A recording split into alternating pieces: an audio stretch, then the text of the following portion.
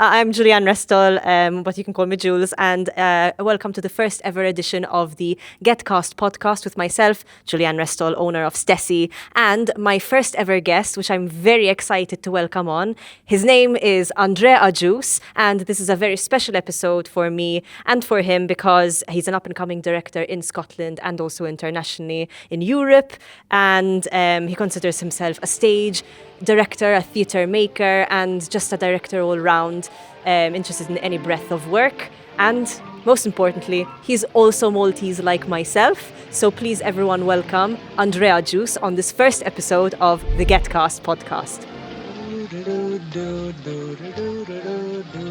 Everybody please welcome André Agius to the podcast. We don't have anyone to clap for you, but hello.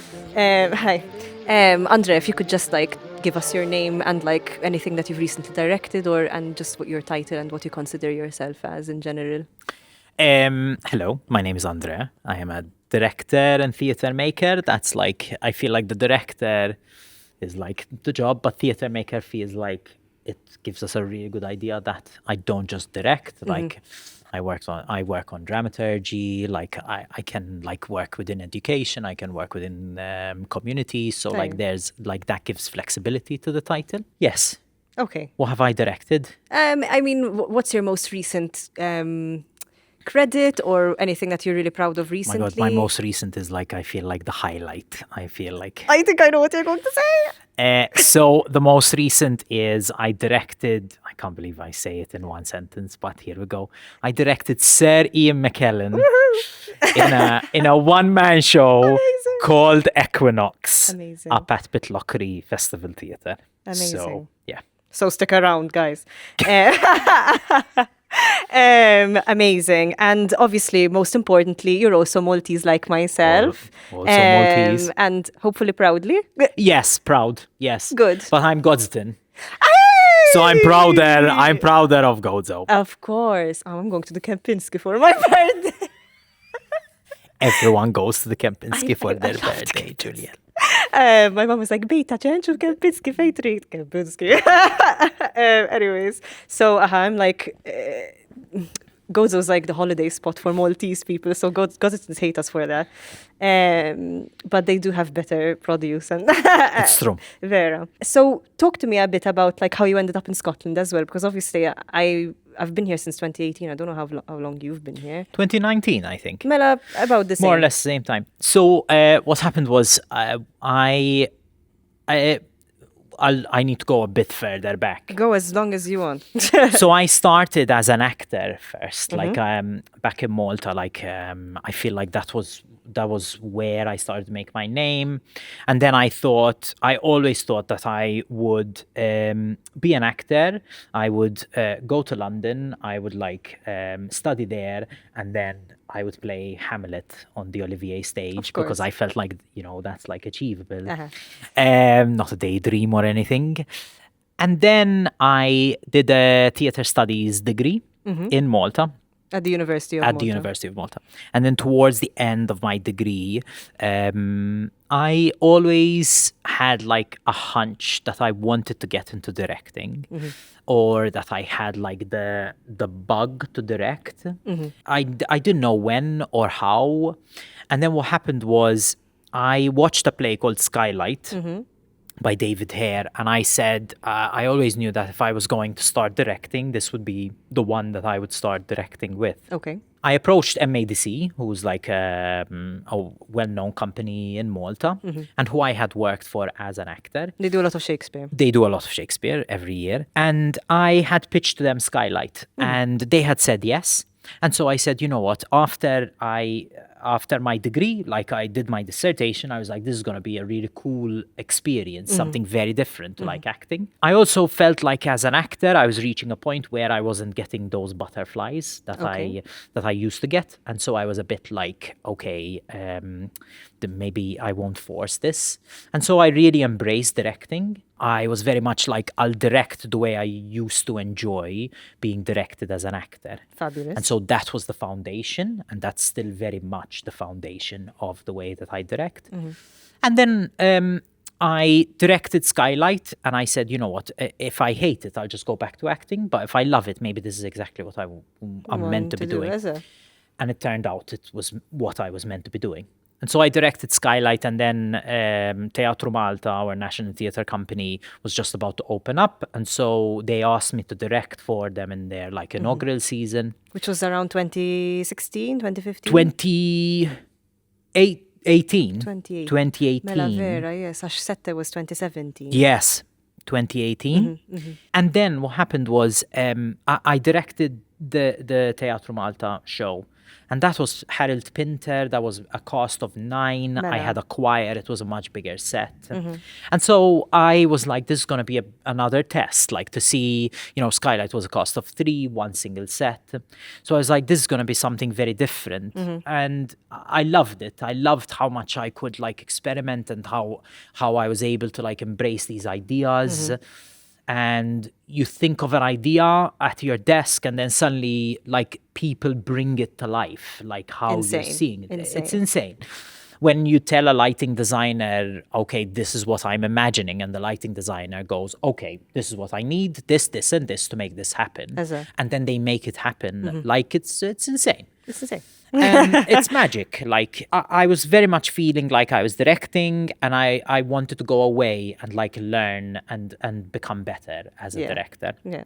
So I was attracted to 2 courses, and both of them were in Scotland. Combinazioni. Coincidentally. And, the one that I really liked was at Edinburgh Napier, and it felt like not only that it wasn't just because I liked it, it felt like more aligned with what I wanted to be doing, and what I wanted more focus on. And so that's how I found my way to Scotland. Amazing. And directorship as well. Yes. And it felt like the MFA in directing like confirmed that this is exactly what I wanted to be doing, and like this is what I was born to do and keep on doing, kind of thing. Amazing. And then obviously you have like this feeling after you graduate where you're a bit like, do I have the know-how, but do I have the drive to make it like, or to like establish myself? So then that's like, you want to test yourself to really see if that can happen. Yeah, I feel like up to now, I feel like it's worked really well. Like, Good. So yeah. Amazing. I think that answered your question. And a bit some. Like we could be here for a long time. But again, what happens when you put 2 Maltese people in a room? They just honestly with 2 microphones, it could go on. We could start a country. We could start. Yes. We probably will. And tell me a little bit. So the exact title of your MFA, what was it? So MFA in directing. Fantastic. And how many years post graduation do we find you currently? Oh my God. I feel like after COVID, we've lost all years. 20 years. I graduated 2021. Okay, so for reference, it's 2026 now. 2026. Amazing. And so talk me a bit through the cycle, because I graduated in 2024, technically, though I am 26 years old. Talk me a bit through the cycle or the 7 circles of going through post-graduations. Because I know for me that it like went through phases, and now I feel like I've settled maybe 2 years into it, but still not. I feel like at first, you graduate, and then I still remember I sat down on my sofa and I was a bit like, oh my God, I graduated. But then you just go, oh my God, I graduated. Now what? And I remember I sat down and I wasn't sure. And you start looking at like the opportunities pages on like Creative Scotland, and you start looking at these jobs, and you try to like adapt what you've learned to that job. Sometimes like you shoehorn things. And then I feel like for our Maltese audience, I feel like Chris Gutt has been like a big mentor for me. Like I feel like there were points where I just wouldn't be sure. I feel like I owe him a lot. And I think that was one of the times when I was really unsure about what I should be doing next. And I remember Chris, I was on a call with him and I was like, Chris, what do I do? And Chris was like, you now need to have a coffee with everyone. And he said, you need to email, you need to like go out there, you need to meet. He's like, you need to just, and I remember he spoke to me and at the end he just went, okay. He was like, go enjoy your coffees. But the thing is, he was like 100% correct. Like, Yes. I feel like there is this idea sometimes in the industry that like you let the things come to you, but I really believe in the idea of you going to them. Yes. I find it bizarre that I don't get more emails from actors introducing themselves or like reaching out to say, hello, this is who I am, this is what I do, this is how I do it. I think there is part of the industry, one of the things that I think the industry lacks sometimes is communication, like in clarity in terms of channels of communication. And so I think it's things like these that can like really change things, like reaching out to someone, asking them for a coffee, meeting them, and just seeing if you get along, like, and seeing if you share the same interests. Yes, like, that's it. And this is, I mean, one of the reasons I'm trying to start this podcast, like, is because I'm with the fancy microphones. With the massive lollipops. But the logo is really cool. Thank you. I designed it myself. Or my graphics teacher, if he's watching, Mr. Joseph. Thank you, Mr. Joseph. My God, we used to call him Mr. Graphical. Miskin. I think we used to call him his name. And my big pitch to any actor who's watching, especially in the postgraduate slump, is one, you're not alone.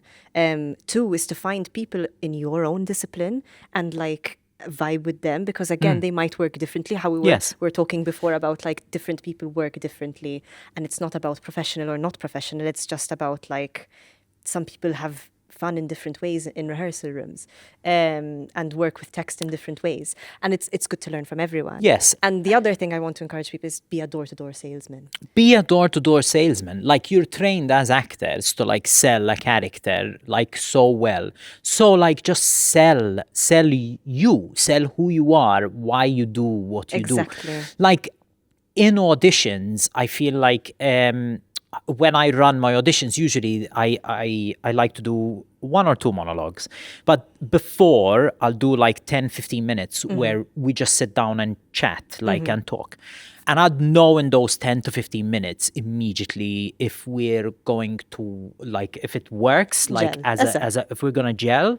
I'd also know if you've got the part or not before sometimes you've said the monologue. Fair. Like, I feel like there was one show that I cast and there were 2 actors, and before they even said a word, I immediately was like, oh, okay, they're gonna get this part. Like, Okay. And then they did the monologue and I was like, oh, okay, you can play this part. Like, I can see you can do it, like, practically. 100%. But yes, I think we're quite unique, like, in our industry, where we're human oriented. Like, it is about where we come from and gelling and clicking and like establishing relationships. A vibe.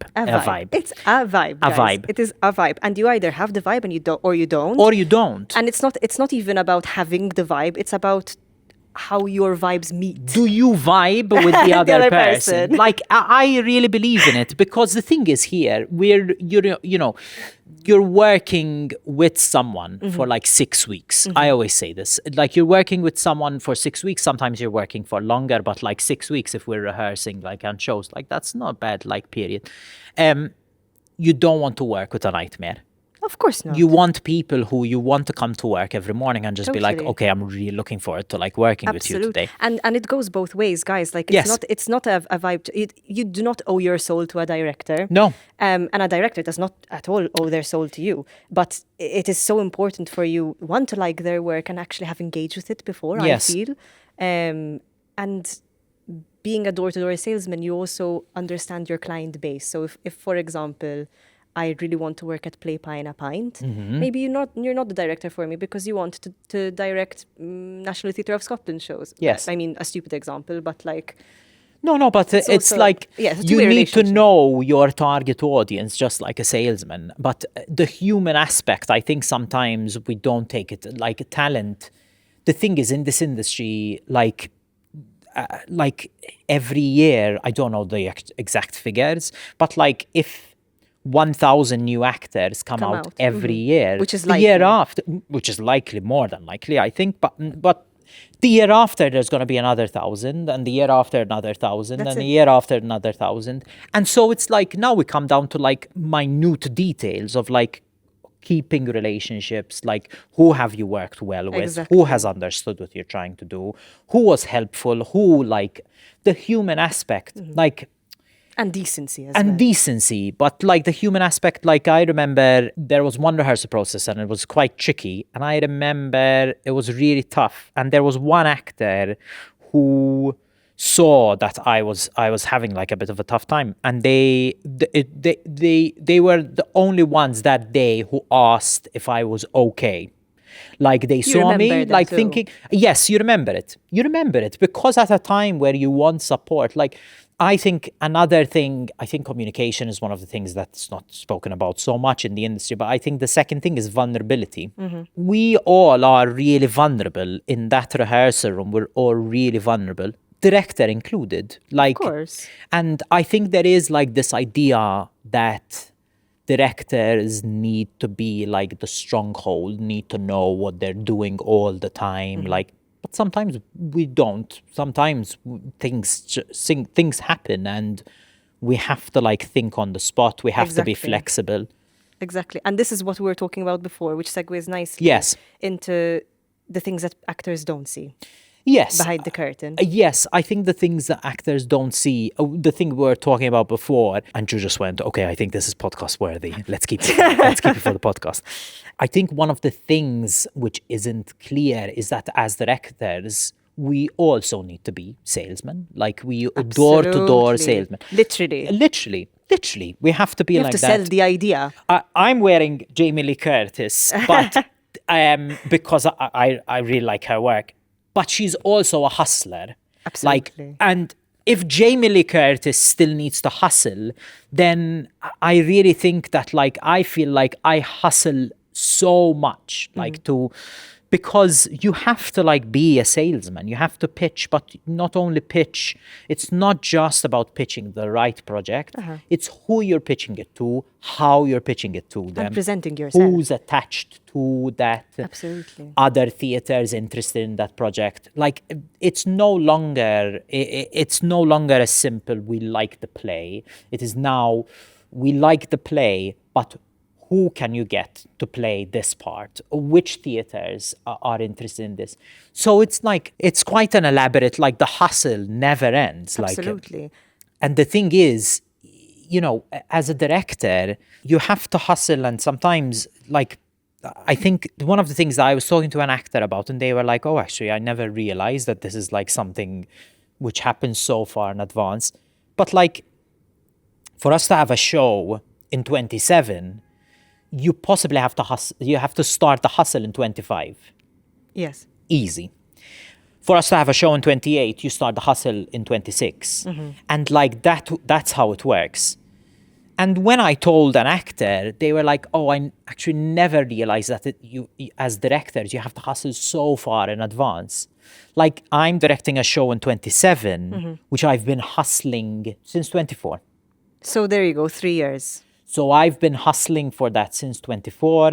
There was one theater attached, and then another theater came on board, and then another theater came on board, and Exactly. then suddenly it like then it started. Mushroomed, Then it happened. Like then they saw a play that I directed with a very similar vibe, and they were like, "Oh, okay, actually we understand. We can see with the vision." Exactly. But this is what it takes. Like it's not as easy. Like I think it's really important that actors recognize the length, that it is something really in advance, something that we ourselves have to hustle for, and yeah, I think it's one of the things. And this is the thing. Like the word hustle has been completely bastardized nowadays. It means like selling property on the Hollywood strip, but really and truly, the hustling starts with the coffee, as you mentioned. Yes. Like it's not just hustling as in I come to you with the pitching idea, you have no idea who I am, because then that becomes a really hard sell. Like imagine I today went to a massive, huge, biggest theatre in Belgium where you have worked, and I was like, here's the idea, and people are gonna love it. They would look at me and be like, crickets. Like there's no way. I think I've only had that twice. I think where the project was so good that the theatre just went, yes, let's just do it. But I think it was only twice that's happened. Exactly. So it's really, really unlikely. I feel like if I see a project sometimes moving very fast, I start to get a bit like, oh, when are the wheels this is either fall going off? to happen very quickly or the wheels are going to fall off. Exactly. But it's just like you have to hustle. But so, for example, over the weekend, I emailed 62 theatres. Locally and in the UK and in Europe. Okay. With the proposition of a co-production on something. Got you. But that's the hustle. Like it's about targeting. It's not just targeting all the theatres. It's about targeting them specifically. Why is this project interesting to them? Absolutely. Now, the thing is, every show that I direct, I'll most likely invite over 250 people, like from the industry. I would be like really positive if I get 20 to 30 replies. Like that is quite a positive, I feel like, rate when you send out 250. Totally. I think anything like 30, 30 above, I think is American. Yeah, I think it starts to become a bit like, and the thing is, you also have to consider like as that this is all time that you're not getting paid for. Of course. Like this feels like but essentially when you get the job, then it pays for the hours of the emails that you did, the hustle that you did. And this is what weeds out the people who end up on the stage or on the TV or whatever it is. They just had persistence at the end of the day, with good effort. Yes, I call it, there's an Italian word, and I call it grinta.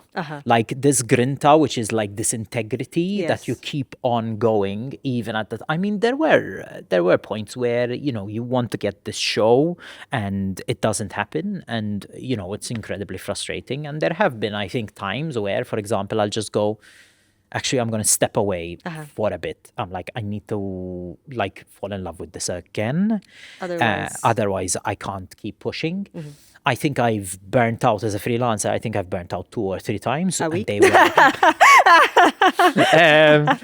but 2 or 3 times that were bad burnouts where I had to step away for a bit of time just to remember that there's life out there, and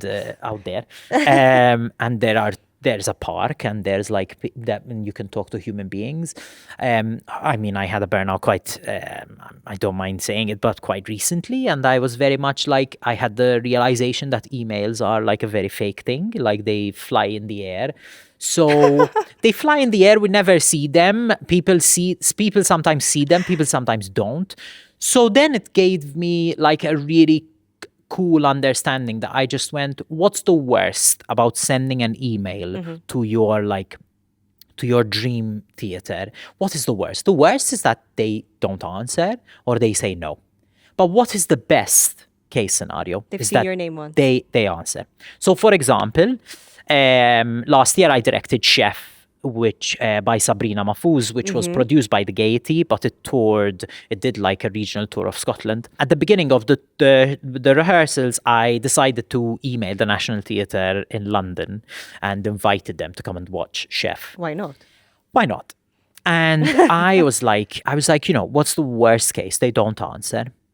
But the best case happened. They answered. Amazing. They said they couldn't make it up to come and watch Chef, but they invited me down to go and speak to them about Chef and introduce myself and speak about my work. So that really came out of this scenario of what is the worst that can happen. Amazing. And we need to keep asking ourselves that yes. in this industry. And it's very much sometimes I feel like we don't question enough. As I said, reaching out to a director and just being like, hello, this is who I am. I think it's so important. And I think, I'm more likely to remember people who have reached out and said hello than people who randomly just kind of appear or show up. That's it. It's an unfortunate thing, but it is about like I feel like in our industry you could be the most talented, but it only gets you so far. It is about relationships. It is about keeping those relationships, but it's also about like finding these little ways of like keeping up with a director and connecting. or like and Yes, connecting, keeping a relationship, keeping like I think it's so important. And the thing is, if we work together, like I feel like that's the opportunity right there to see if you're going to be brought back or not brought back in the future. And I hate to say it, but like it is the reality. Like I worked with an actor in 2025 and in Scotland. And within like a few days of like rehearsing, I realized that this actor and I like click. Amazing. And it's not just as people, but like in the way that like that we challenge each other, but also in the way that like, for example, if I give a note, it's like half a note and they're off. Like, they know what and you they, mean. they know exactly they what get you it. mean. They just get And I it. don't need to repeat that note again. They consistently like produce good results. Like they're a lovely human being in the rehearsal room. And so you're a bit like, okay, who am I? Like that's someone who I want to keep working with. And then you look at directors like Wes Anderson, like who have a repertoire of people. Who directed Barbie? What's her name? Can't remember. Greta Gerwig. Like you know, Wes Anderson, Greta Gerwig, Martin Scorsese, like Quentin Tarantino, like all the big directors. Ryan Coogler, like they have actors who they'll always have. The moving. BBC as well do it. And this is it, and that's what I was going to follow up from what you just said, is because now obviously I'd love to shift to the actor's perspective, because we've heard like about you becoming a director and how it is you work. What I would love to delve into is basically your ideal actor and all that, but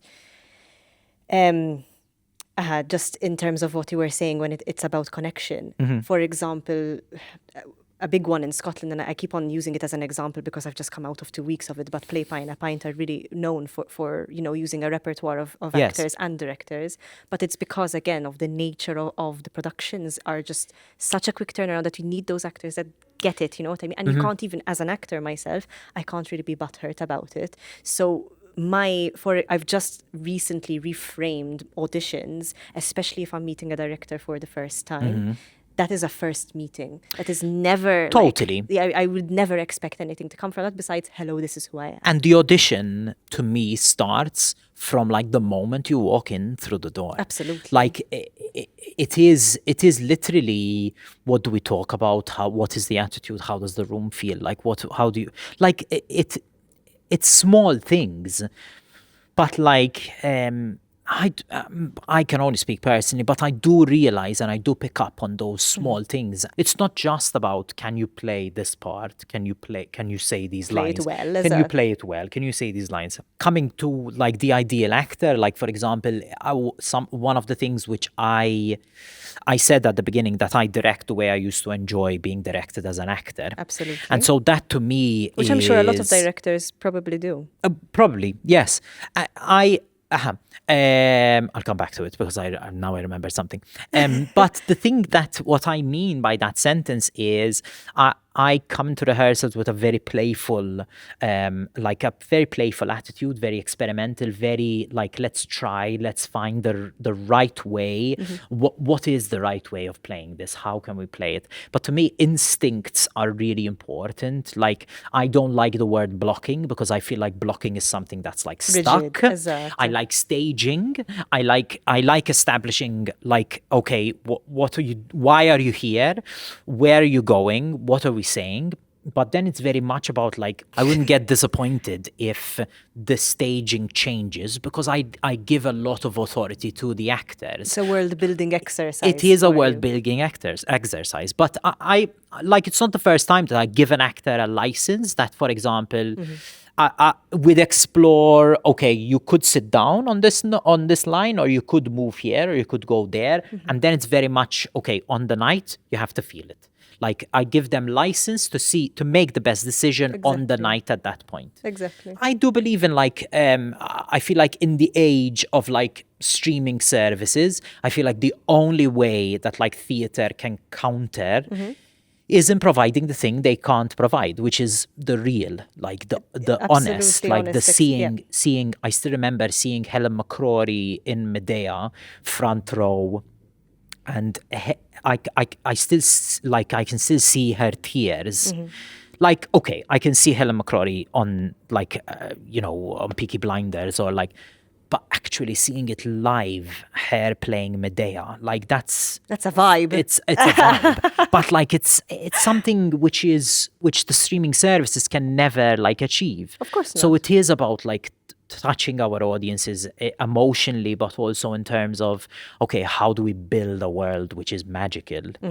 The other thing that I wanted, so I'm going to jump very quick. The other thing that I wanted to, one of the things which I find really interesting is you said that many other directors could approach like from the angle of an actor, but I find it really interesting that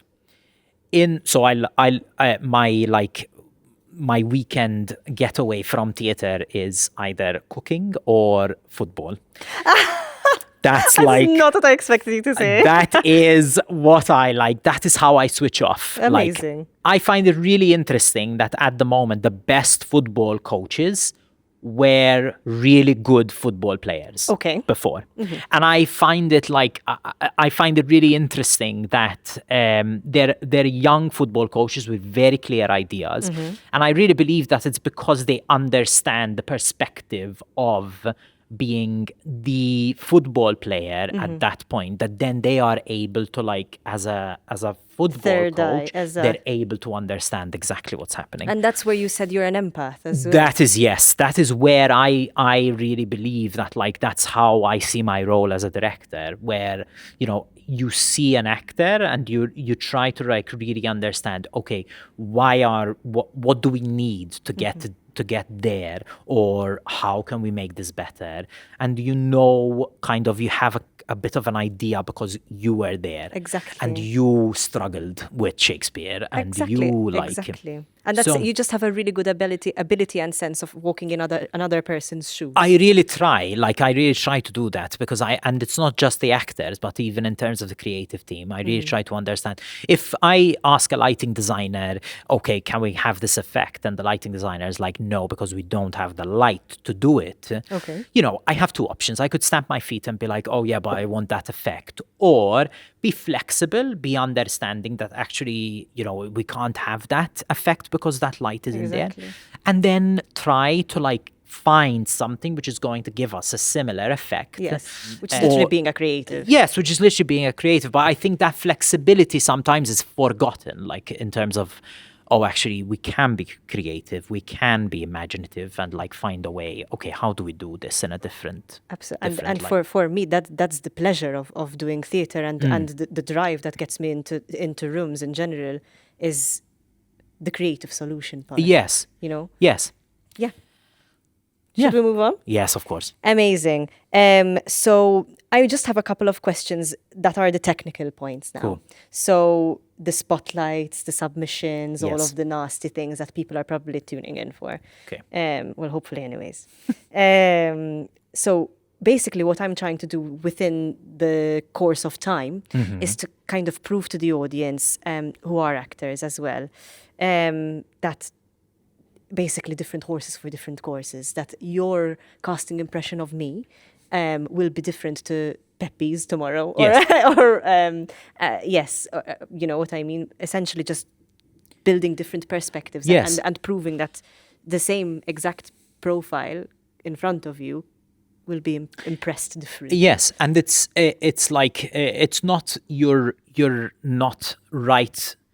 You're not right as an actor, but like you're not right for this role right now, for example. With this cast or with this cast, team, exactly. So it's not like that's another thing. Sometimes the rejection is obviously tough because we obviously as directors we don't enjoy the idea of like saying no. Yes, we don't. And so, for example, one of the things which I really try is that when I do say no to people, and usually, obviously, that's like communicated through the agent or through someone else, I try to reach out and just say, listen, this is the direction that we're going in.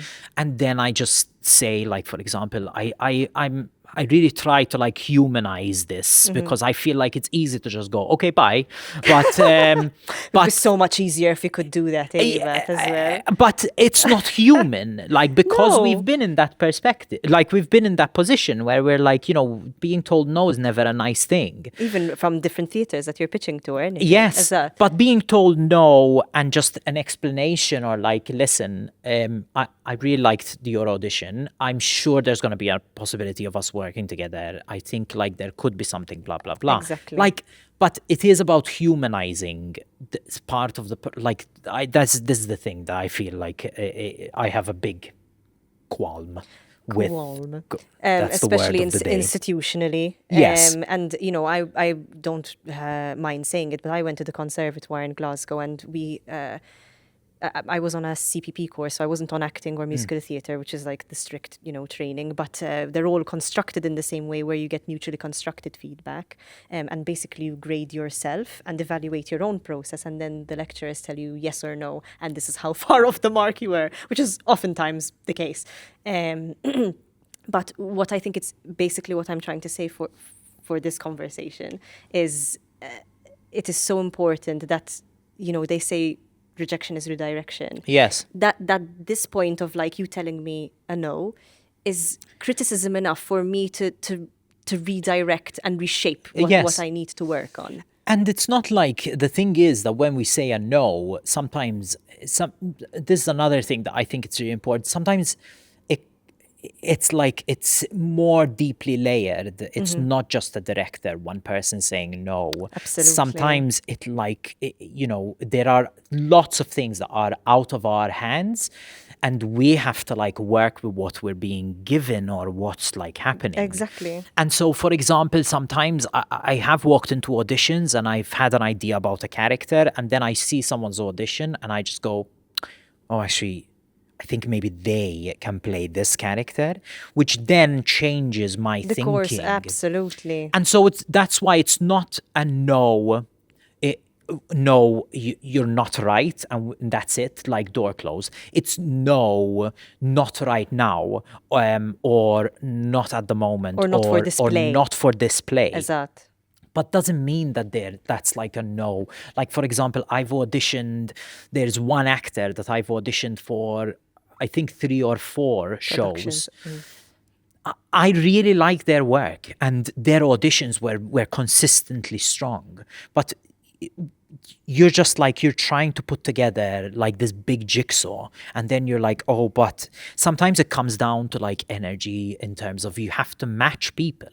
Like we spoke about the conservatoire, the show that I directed at conservatoire, which was Blood Wedding, I feel like was the trickiest that I've had to cast, because it was very much about you can't cast the people individually. Like you have to cast a meshing.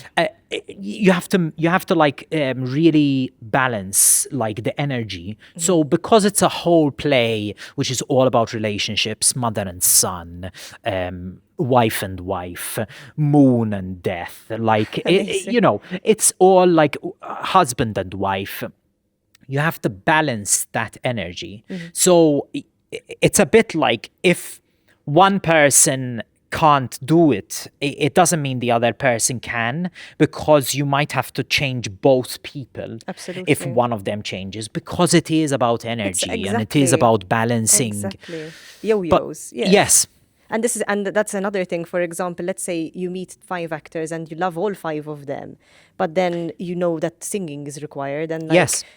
Out of the 5, you know that there were 3 that were absolutely strong singers, but you loved the 5th one, but he won't match the singing energy. Yes. Of them, And the thing is, essentially you want your Romeo and your Juliet to be like believably in love. Yeah. And we're talking about the streaming services and like touching audiences emotionally. You want them to look at these two and be like, oh my God, they're so cute together. But we have to sell that, like, and it does come down to, okay, who do I match with who, and then, as you said, then it goes a step further. An earlier question was about the ideal actor. Like, I had one actor who I remember I think it was like week 3 of rehearsals. So we were really deep into rehearsals. And we were between act 2 and 3. And I hadn't thought of a transition yet. I had a couple of ideas. Okay. I think I could have done something. But we were in rehearsal and we had like 15 minutes. And I went up to the actor and I just went, could I ask you, what do you think if we could sing something here? And the actor just went, okay, what do you want? What do you want to sing? And I was like, you know what I was thinking? I was thinking this song. And they just went, do you want to try it now?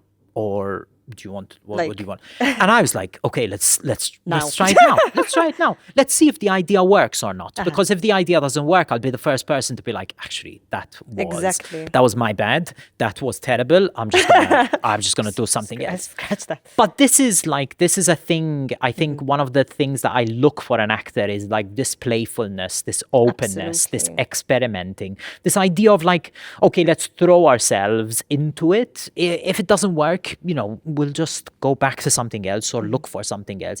But this feeling of we're doing this together, like I'll give this example and then we'll go because I feel like I could blab on. Amazing. But the show that I directed in Brussels, I remember we were first day of Tech Week and we had above like the set, we had this big LED square, which was going to be like a big thing. It changes the mood, it changes like the lighting, but it was really tricky, like because we needed to build it, we needed to solder the wires, and then we needed to elevate Raise it as a... And I walked in on day 1 and I found lighting designer up on a ladder, producer painting the wood, designer like speaking to the soldering person, and like interns all working, like carrying the wood and stuff.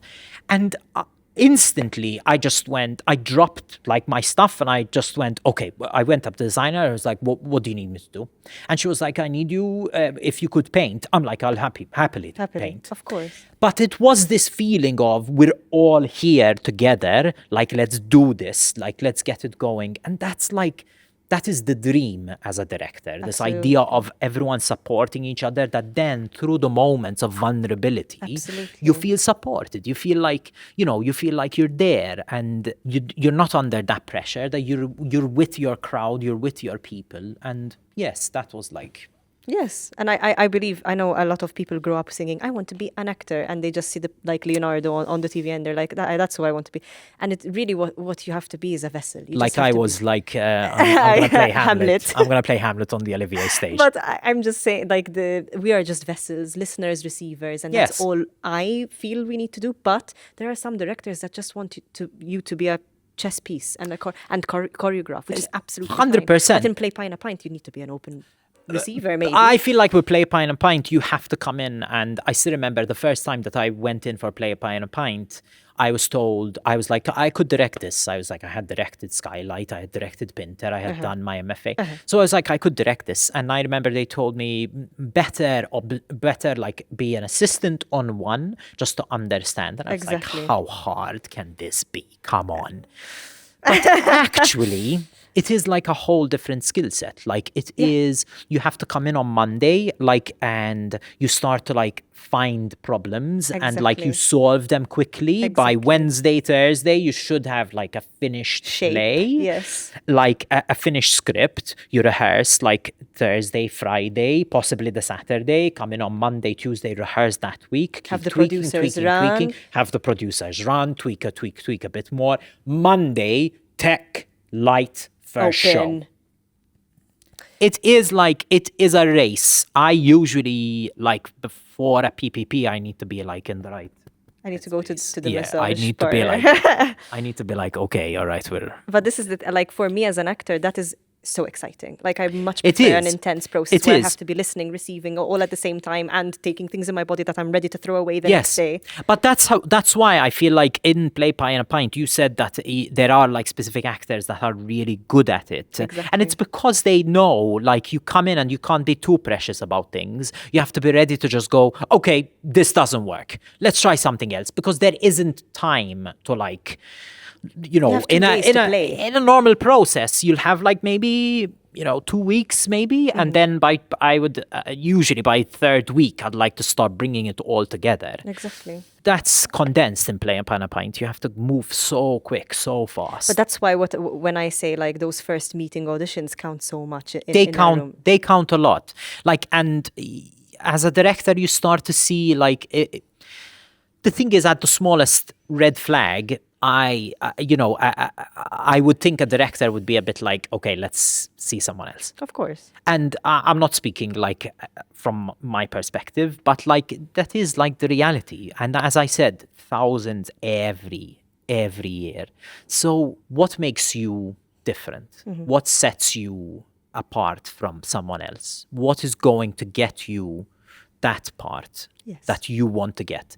How do you, like, there was one actor and they asked for advice, and I said identify the theaters that you want to play at. Like, where do you want to get, and keep that as your target. Like, okay, I want to be on the Almeida stage. Like, that is the target, because then there is a target. But then you go back, you see, okay, what are the steps for me to get to that stage? That is the thing. Those are the questions, I would say. Amazing. And that's really good advice. And just before we put a pin in this conversation, and I'm sure there will be a part 2 down the line when I actually have a set. I think it's cool, It is kind of vibing. I said it gives the Terminal vibes, but Ju hasn't watched. So I have to go home and do my education, apparently. But so essentially, to wrap this up, is one, first impressions of my casting. Where would you place me, and if you had a character in mind, what would you pin me as? Oh my God, that's like on the spot. On the spot. I would say you give off like a very fun vibe, like a very colorful vibe, like very open, like this is like just first impressions. It's really important. I would say if you give like fun vibes, like you give like you're very open. I feel like I could throw something at you in the audition and you would adapt to it, or like try it out. Or you just said to yourself, I'll try. But that's what we want, I think, as directors. You want to see an actor already try in an audition, because if you're trying in the audition, then once you get the job, you're gonna keep trying, but you're now guaranteed the job. So now like you can really be comfortable and really let loose. What would I cast you as? I think you could be an interesting puck. That was delicious. That was like instant. I was like, oh, actually, I think you could be a really cool puck. Or an Ariel in The Tempest. But I also could see you as a Caliban. Like, so I feel like you could. I feel like you could balance both. Like I played Stefano when we did the. I was young. I played Claudio when we did Much Ado About Nothing. Oh my God. I have played Puck as well, though, which is But that's like first impression. Thank you. And obviously as this podcast grows and you'll see other people and that like actual casting agents as well come in and be like, this is your age bracket, or whatever, if Puck even has an age. So anything you want to plug that we can look forward to watching in the near future that you can tell us about, or anything that we should, like any dates we should keep in mind for any announcements? I think follow my Instagram. That's where I usually I'll keep people up to date with like what I'm doing. Yes, he's very on Instagram, André. Yes, I am too much. Don't worry. This is not the podcast for it. This is not the podcast to like Instagram. That's usually where I'm like keeping up to date. Sometimes also, for example, when I'm thinking about casting, like that's like where I'll put things up. I usually put up Q&As, for example, as well, where like I really like people to like interact and like send things there. I can't plug anything just yet. Not just yet. So keep an eye out. I think keep an eye out for 27. Two big shows in 27. 2 big shows in 27. And yes. Amazing. Thank you so much, André. My pleasure. It's been a pleasure to have you and chit chat a bit. Oh my God, this just flew by. I know. Can you believe? I feel like we're late. We could have been here. And now as we pack up, I'm going to tell him my Ian McKellan story, which if you want to hear about, let me know. And I'll put it on my story at some point. I have so many Ian McKellan stories. I really want stories. to hear your Ian McKellan stories. Thank you, André. My pleasure.